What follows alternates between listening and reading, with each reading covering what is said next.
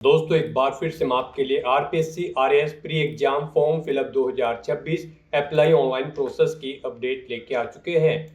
किस तरह से आप आरपीएससी आरएएस के 607 खाली पदों के लिए अपने फॉर्म अप्लाई कर सकते हो, स्टेप बाय स्टेप कंप्लीट जानकारी आपको इस वीडियो में दी जाएगी। लास्ट डेट ऑनलाइन आवेदन करने की 3 जुलाई 2026 है, तो आपके पास बड़ा अवसर है, जल्द से जल्द अपना फॉर्म अप्लाई कर ले। ऑनलाइन आवेदन करते समय अगर आपके सामने कोई भी टेक्निकल प्रॉब्लम आ रही है तो उसका हल भी आपको इस वीडियो में मिल जाएगा।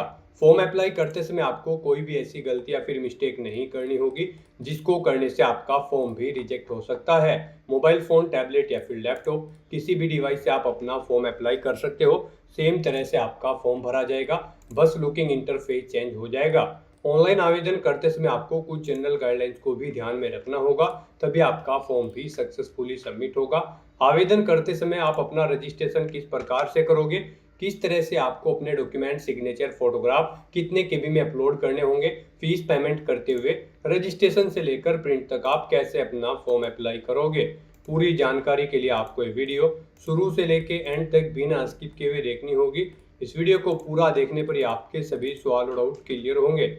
तो चलिए दोस्तों, बिना कोई वक्त गंवाए शुरू करते हैं आरपीएससी आरएएस फॉर्म फिलअप की पूरी जानकारी। फॉर्म भरने से पहले आपको सबसे पहले हमारी वेबसाइट IND सरकारी नौकरी की इस पेज पर विजिट करना होगा, जिसका लिंक आपको नीचे description plus first comment box में मिल जाएगा। और हमारे इस पेज पर विजिट करके आप यहां से Rajasthan public service commission RPSC RAS का फॉर्म अप्लाई कर सकते हो। राजस्थान पब्लिक सर्विस कमीशन की ओर से 607 वैकेंसीज निकाली गई है। राजस्थान स्टेट सर्विस एग्जाम और राजस्थान सबऑर्डिनेट सर्विस एग्जाम के थ्रू यहाँ पर लास्ट डेट ऑनलाइन आवेदन करने की 3 जुलाई 2026 है। लेवल 10 से 14 के अंतर्गत सैलरी है। बैचलर डिग्री यानी कि ग्रेजुएशन से आप अप्लाई कर सकते हो। 21 से 40 वर्ष आयु सीमा है। Fees general, BC, OBC, creamy layer, other state के लिए 600 है। OBC, BC, WS, SC, ST के लिए 400, करेक्शन चार्ज 500 है, जो कि आप ऑनलाइन मोड से पेमेंट कर सकते हो। Pre written exam, main exam से सिलेक्शन होगा, ऑनलाइन अप्लाई कर सकते हो। राजस्थान जॉब लोकेशन है sso.rajasthan.gov.in, इसकी ऑफिशियल वेबसाइट है जिससे आप फॉर्म अप्लाई कर सकते हो। इंपोर्टेंट लिंक सेक्शन के अंतर्गत ऑफिशियल नोटिफिकेशन पीडीएफ लिंक पर क्लिक करके आप इसकी पीडीएफ डाउनलोड कर सकते हो। यहाँ पर आपको पोस्ट वाइज सैलरी की जानकारी, वैकेंसीज की जानकारी, विभाग वाइज आपको वैकेंसीज की जानकारी यहाँ पर दे दी गई है। साथ ही साथ एलिजिबिलिटी क्राइटेरिया की detail, qualification, age limit, age relaxation की इंफॉर्मेशन आपको यहाँ पर दे दी गई है। फॉर्म अप्लाई करने से रिलेटेड भी आपको गाइडेंस दे दी गई है, कैसे आपको कितने केबी में अपने डॉक्यूमेंट्स अपलोड करने होंगे, फीस पेमेंट आपको कैसे करना होगा, कैसे अपना कंप्लीट रजिस्ट्रेशन करोगे। एग्जामिनेशन पैटर्न और सिलेबस भी आपको टॉपिक वाइज डिटेल में यहाँ पर प्रोवाइड करा दिया गया है। तो फॉर्म अप्लाई करने से पहले आपके नोटिफिकेशन की पीडीएफ पूरा पढ़ना अनिवार्य है। इसको पूरा पढ़ने से ही आपके सभी सवाल और डाउट क्लियर होंगे। पीडीएफ रीड आउट करने के बाद में आपको अप्लाई ऑनलाइन के इस लिंक पर क्लिक करना होगा, तो आपके सामने ऑनलाइन आवेदन करने का ये ऑफिशियल पोर्टल ओपन हो जाएगा। गाइड यहाँ पर अगर आपने पहले से रजिस्ट्रेशन कर रखा है तो आपको यहाँ पर अपनी SSO ID या फिर यूजर नेम एंटर करना है, अपना पासवर्ड आपको एंटर करना है, ये कैप्चा कोड आपको यहाँ पर एंटर करना है और उसके बाद फिर आपको यहाँ पर लॉगिन की स्टेप पर क्लिक करते हुए लॉगिन करके अपना फॉर्म अप्लाई कर लेना है। और अगर आप इस भर्ती के लिए फर्स्ट टाइम अप्लाई करने जा रहे हो तो सबसे पहले यहाँ पर आपको अपना रजिस्ट्रेशन करना होगा। उसके लिए आपको यहाँ पर रजिस्ट्रेशन की टैब दी गई है, आप इस पर क्लिक करें और अपनी बेसिक इन्फॉर्मेशन प्रोवाइड करते हुए यहाँ पर आप अपना रजिस्ट्रेशन कर ले। गाइड यहाँ पर आप राजस्थान सिंगल साइन ऑन के पोर्टल पर कैसे अपना वन टाइम रजिस्ट्रेशन करोगे, इसके लिए आपको इस वीडियो के डिस्क्रिप्शन बॉक्स में हमारी दूसरी वीडियो का लिंक दिया गया है, जिस पर आपको स्टेप बाय स्टेप समझाया गया है कि कैसे आप राजस्थान सिंगल साइन ऑन के पोर्टल पर अपना OTR कर सकते हो। तो आप उस वीडियो को ओपन कर ले, उसमें से रजिस्ट्रेशन का कंप्लीट प्रोसेस चेकआउट कर ले और अपना रजिस्ट्रेशन करने के बाद फिर आप यहाँ पर लॉगिन करें। लॉगिन करने के लिए आप अपनी SSO ID और यूजर नेम एंटर करेंगे, जो आपको रजिस्ट्रेशन के बाद प्रोवाइड कराया जाएगा। अपना पासवर्ड एंटर करेंगे, एक कैप्चा कोड यहाँ पर एंटर करेंगे और लॉगिन की स्टेप पर क्लिक करते हुए आप अपने डैशबोर्ड में लॉगिन करेंगे। लॉगिन करने के बाद आपके सामने कुछ इस तरह से इंटरफेस ओपन होगा। अब यहाँ पर आने के बाद आपको रिक्रूटमेंट पोर्टल के इस ऑप्शन पर क्लिक करना है। फिर यहाँ पर आपको आपके डैशबोर्ड में ऑन गोइंग रिक्रूटमेंट के सेक्शन में आना है और यहाँ पर आने के बाद गाइड फिर आपको राजस्थान स्टेट एंड सब सर्विस कॉम्प एग्जाम 2026 आपको इस सेक्शन में आना है और आरपीएससी आरएएस 2026 में पार्टिसिपेट करने के लिए फिर आपको अप्लाई नाउ के इस टैब पर क्लिक करना है। उसके बाद आपके सामने कुछ इस तरह से इंटरफेस ओपन होगा। आपको एक बार फिर से राजस्थान स्टेट एंड सब सर्विस कॉम्प एग्जाम 2026 के ऑप्शन पर क्लिक करना है और उसके बाद यहाँ पर आपके सामने कुछ इस तरह से इंटरफेस ओपन हो जाएगा। यहाँ पर आपका एप्लीकेशन फॉर्म स्टार्ट हो चुका है। कुछ चीज़ें यहाँ पर आपको ऑटोमेटिकली फिल मिल गई है जो आपके रजिस्ट्रेशन टाइम पे आपने प्रोवाइड कराई थी, वो यहाँ पर आपको कुछ चीज़ें ऑटोमेटिकली फिल मिल गई है। अब यहाँ पर आने के बाद बस आपको अपनी माता का नाम यहाँ पर एंटर करना है। फिर यहाँ पर आपको अपनी श्रेणी सेलेक्ट कर लेनी है, आप किस श्रेणी से बिलोंग करते हैं। राजस्थान स्टेट से अलग कैंडिडेट अगर अप्लाई करते हैं तो केवल जनरल कैटेगरी कैंडिडेट अप्लाई कर सकते हैं। फिर यहाँ पर अगर आप विशेष दिव्यांगजन श्रेणी के अंतर्गत आते हैं तो यहाँ पर आप ऑप्शन सिलेक्ट करें किस दिव्यांगजन श्रेणी के अंतर्गत आप आते हैं। नहीं आते हैं तो यहाँ पर आप नॉट एप्लीकेबल ऑप्शन सिलेक्ट कर लें। उसके बाद यहाँ पर आपको उप विशेष दिव्यांगजन श्रेणी सिलेक्ट करनी है अगर आप दिव्यांगजन श्रेणी के अंतर्गत आते हो। उसके बाद यहाँ पर आपको अपनी श्रेणी का प्रमाण पत्र संख्या देनी होगी और फिर आपको बताना होगा कि क्या आपको स्रोत लेखक की आवश्यकता है। अगर है तो यहाँ पर आप स्वयं उसकी प्रबंध करेंगे या फिर विभाग को उसका प्रबंध करना है, यहाँ पर आपको ऑप्शन मिल जाएगा। और गाइस अगर आप यहाँ पर विशेष दिव्यांगजन श्रेणी के अंतर्गत नहीं आते हो तो फिर आगे के ये ऑप्शन आपको यहाँ पर डिसेबल्ड कर दिए जाएंगे। उसके बाद यहाँ पर आपको अपना रिलीजन सिलेक्ट करना है, अपनी वैवाहिक स्थिति मैरिटल स्टेटस आपको बताना है, आप मैरिड हो या फिर अनमैरिड हो या फिर डाइवोर्स हो, आप अपने अकॉर्डिंग ऑप्शन सिलेक्ट करें। उसके बाद यहाँ पर अगर आप मैरिड हो तो यहाँ पर आपको अपने जीवित बालक की संख्या देनी है और आपको यहाँ पर आपका मोबाइल नंबर ऑटोमेटिकली फिर मिल जाएगा। अपना व्हाट्सएप मोबाइल नंबर देना चाहते हैं तो वो यहाँ पर आप दे सकते हैं।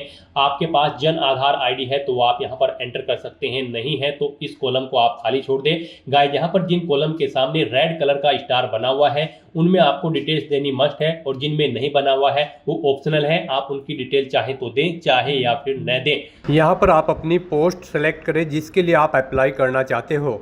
उसके बाद यहाँ पर आपको अपना कोरोस्पोंडेंस एड्रेस एंटर करना है। कोरोस्पोंडेंस एड्रेस में आपको अपना स्टेट चुनना है, अपना डिस्ट्रिक्ट चुनना है, शहर या फिर गांव का नाम देना है, अपना पिन कोड देना है, अपना फ़ोन नंबर देना है, ये ऑप्शनल है। इस तरह से अपनी डिटेल्स फिल करने के बाद अब गाइस यहाँ पर आपको नेक्स्ट के इस ऑप्शन पर क्लिक कर देना है। फिर आपसे पूछा गया है जो मोबाइल नंबर और ईमेल आईडी आपने दी है क्या वो करेक्ट है।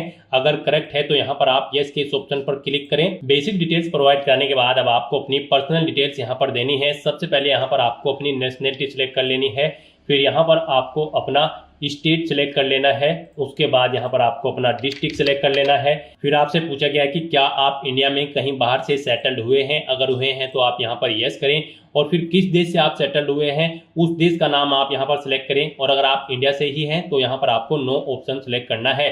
उसके बाद आपसे पूछा गया है कि क्या आप भूतपूर्व सैनिक हैं, अगर हैं तो आप यहाँ पर यस ऑप्शन सेलेक्ट करें और फिर अपना सर्विस का स्टेटस बताएं, आप रिटायर्ड है या फिर सर्विस पर हैं। अगर सर्विस पर है तो फिर यहाँ पर आपको अपना एनओसी लेटर नंबर देना है, डेट ऑफ एनओसी यहाँ पर आपको सिलेक्ट करनी है और अगर आप रिटायर्ड हो चुके हैं तो रिटायर्ड ऑप्शन सिलेक्ट करें। फिर आपको अपना पीपीओ नंबर देना है, डेट ऑफ रिटायरमेंट यहाँ पर आपको सिलेक्ट करनी है और अगर आप भूतपूर्व सैनिक नहीं है तो यहाँ पर आपको नो ऑप्शन सिलेक्ट करना है। आगे की डिटेल आपको डिसेबल्ड कर दी जाएगी। उसके बाद आपसे पूछा गया कि क्या आप स्पोर्ट पर्सन हैं, अगर हैं तो यहाँ पर आप यस ऑप्शन सिलेक्ट करें। स्पोर्ट पर्सन किस टाइप से हैं आप, नेशनल या फिर इंटरनेशनल लेवल के, आप अपने अकॉर्डिंग ऑप्शन सेलेक्ट करें और अगर आप नहीं हैं स्पोर्ट पर्सन तो आपको नो ऑप्शन सेलेक्ट करना है।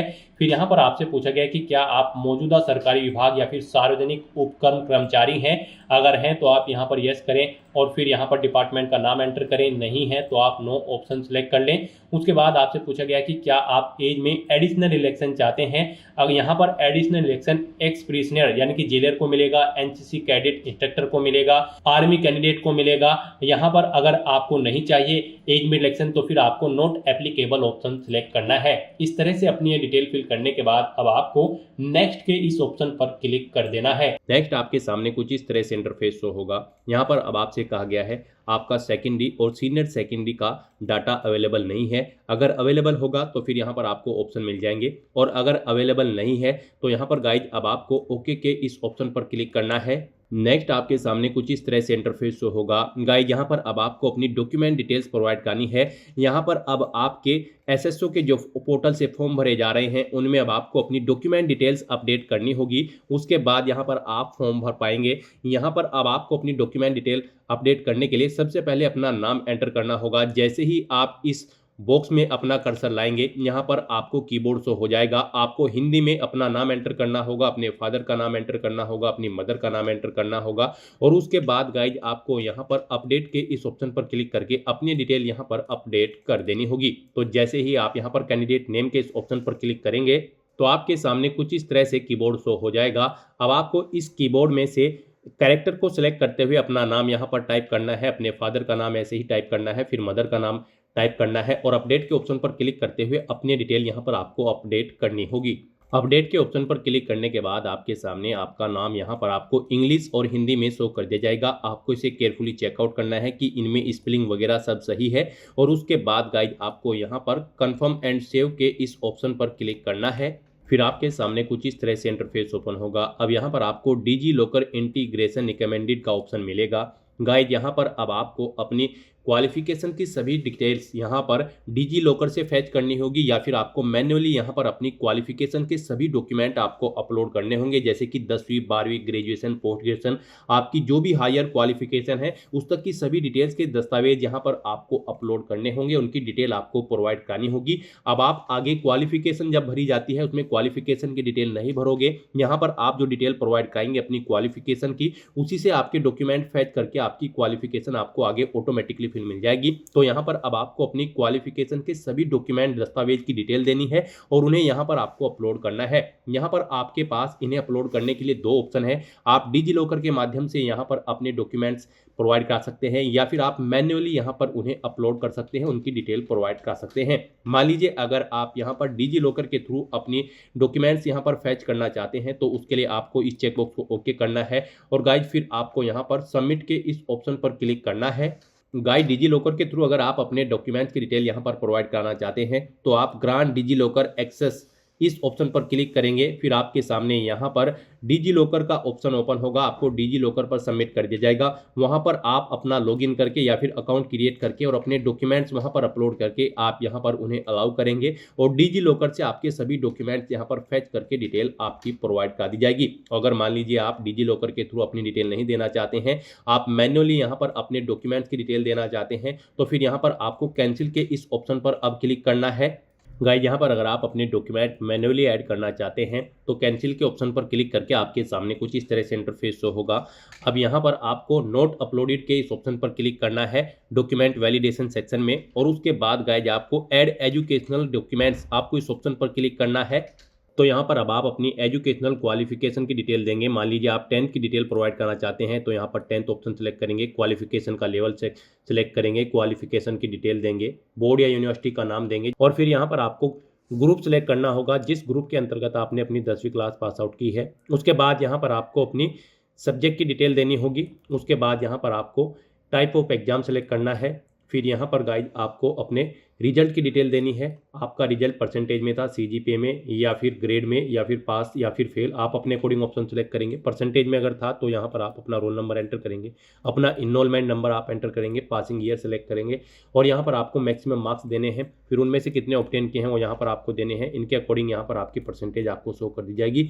नंबर ऑफ अटेम्प्ट्स में यहाँ पर आपको बताना है कितनी बार में आपने यहाँ पर अपना 10वीं क्लास पास आउट की है। फिर यहाँ पर आपको अपनी मार्कशीट अपलोड करनी है। आपको चूज फाइल के ऑप्शन पर क्लिक करना है, फाइल को सिलेक्ट कर लेना है और पीडीएफ फॉर्मेट में 400 केबी से कम साइज की फाइल यहाँ पर आपको अपनी मार्कशीट की अपलोड कर देनी है। उसके बाद आपके पास जो सर्टिफिकेट है 10वीं क्लास का वो भी आपको चूज फाइल के ऑप्शन पर क्लिक करके 400 केबी से कम पीडीएफ फॉर्मेट में यहाँ पर अपलोड कर देना है और उसके बाद आपको यहाँ पर सेव मैन्युअली के इस ऑप्शन पर क्लिक करके अपनी डिटेल यहाँ पर सेव कर देनी है। इस तरह से यहाँ पर आप अपनी 10वीं क्लास की डिटेल सेव कर सकते हो। ऐसे ही यहाँ पर आप अपनी 12वीं क्लास की, ग्रेजुएशन की, पोस्ट ग्रेजुएशन की या फिर आपके पास जो भी सर्टिफिकेट है या फिर डिप्लोमा है उसकी डिटेल यहाँ पर आपको ऐड कर देनी है। गाइस यहाँ पर आप जिस भी पोस्ट के लिए अप्लाई कर रहे हैं उस पोस्ट के लिए जो रिक्वायर्ड क्वालिफिकेशन है वो सभी यहाँ पर आपको 1 by 1 करके ऐड कर देनी है। इस तरह से यहाँ पर आपको अपनी एजुकेशनल क्वालिफिकेशन की डिटेल देनी है और अपने एजुकेशनल क्वालिफिकेशन के डॉक्यूमेंट्स यहाँ पर आपको अपलोड कर देने हैं 1 by 1 करके।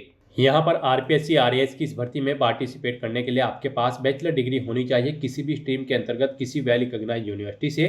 नेक्स्ट यहाँ पर आपको अपनी क्वालिफिकेशन और एक्सपीरियंस की डिटेल प्रोवाइड करनी है। गाइज आपने डॉक्यूमेंट डिटेल प्रोवाइड करते हुए अपनी क्वालिफिकेशन की डिटेल प्रोवाइड कराई थी। जो आपकी क्वालिफिकेशन है सभी क्वालिफिकेशन की डिटेल आपने उसमें प्रोवाइड कराई होगी। यहाँ पर आप जिस भी भर्ती के लिए अप्लाई कर रहे हैं उसके लिए जो क्वालिफिकेशन रिक्वायर्ड है वो आपने डॉक्यूमेंट डिटेल प्रोवाइड करते हुए प्रोवाइड कराई थी, वो सभी डिटेल्स यहाँ पर आपकी फेच कर ली गई है आपकी डॉक्यूमेंट डिटेल से यहाँ पर क्वालिफिकेशन के सेक्शन में। अब बस यहाँ पर आपको इस क्वालिफिकेशन को चेकआउट करना है, इस चेकबॉक्स को ओके करना है और गाइज आपको यहाँ पर अब नेक्स्ट के इस ऑप्शन पर क्लिक कर देना है।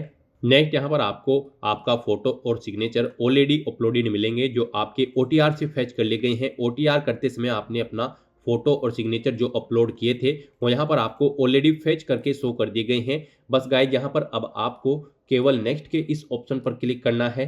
नेक्स्ट यहाँ पर आपको अपनी प्रेफरेंस प्रोवाइड करनी है। यहाँ पर आपको सिलेक्ट करना है आप जिस नंबर पर प्रेफरेंस देना चाहते हैं उस ऑप्शन को उस नंबर पर सिलेक्ट करें। यहाँ पर 1 बाय 1 करके आपकी प्रेफरेंस ऐड हो जाएगी। यहाँ पर आप जिस ऑप्शन को जिस नंबर पर सिलेक्ट करेंगे उस नंबर पर आपकी प्रेफरेंस यहाँ पर सेट हो जाएगी। इस तरह से अपनी प्रेफरेंस प्रोवाइड करने के बाद फिर आपको यहाँ पर नेक्स्ट के इस ऑप्शन पर क्लिक करना है। नेक्स्ट आपको आपके एप्लीकेशन फॉर्म का पूरा प्रीव्यू शो कर दिया गया है। आपको सभी डिटेल्स केयरफुली चेकआउट करनी है। पेज को नीचे स्क्रॉल डाउन करना है, डिक्लेरेशन सेक्शन में आना है, इस चेकबॉक्स को आपको ओके करना है। कहीं पर कोई मिस्टेक है तो आप अपडेट के इस ऑप्शन पर क्लिक करके अपने फॉर्म में आप चेंज आउट कर सकते हो और अगर सभी चीज़ें ओके हैं तो बस यहाँ पर अब आपको अपना फॉर्म सबमिट कर देना है। उसके लिए आपको फाइनल सबमिट के स्टेप पर क्लिक करना है और अपना फॉर्म सबमिट कर देना है। उसके बाद आपके सामने ये पॉपअप शो होगा। यहाँ पर आकर आपको इस चेकबॉक्स को ओके करना है, फिर आपको सेंड OTP के ऑप्शन पर क्लिक कर देना है। उसके बाद आपके रजिस्टर्ड मोबाइल नंबर और ईमेल आईडी पर एक OTP सबमिट किया गया है, वो OTP आपको यहाँ पर एंटर करना है और उसके बाद यहाँ पर आपको वेरीफाई OTP के ऑप्शन पर क्लिक कर देना है। इस तरह से यहाँ पर आपका एप्लीकेशन फॉर्म सक्सेसफुली सबमिट हो चुका है। अब यहाँ पर प्रिंट के इस ऑप्शन पर क्लिक करके आप अपने एप्लीकेशन फॉर्म का एक हार्ड कॉपी प्रिंट आउट ले सकते हो फ्यूचर यूज के लिए, फ्यूचर रेफरेंस के लिए। तो दोस्तों ऐसे आप RPSC RAS 2026 प्री के लिए अपने फॉर्म अप्लाई कर सकते हो बिना कोई मिस्टेक किए हुए। आज की इस वीडियो में बस इतना ही। आई होप ये वीडियो आपको पसंद आई होगी। अगर पसंद आई हो तो इसे लाइक और शेयर करें, चैनल पर नए हो तो इसे सब्सक्राइब कर लें। Thanks for watching.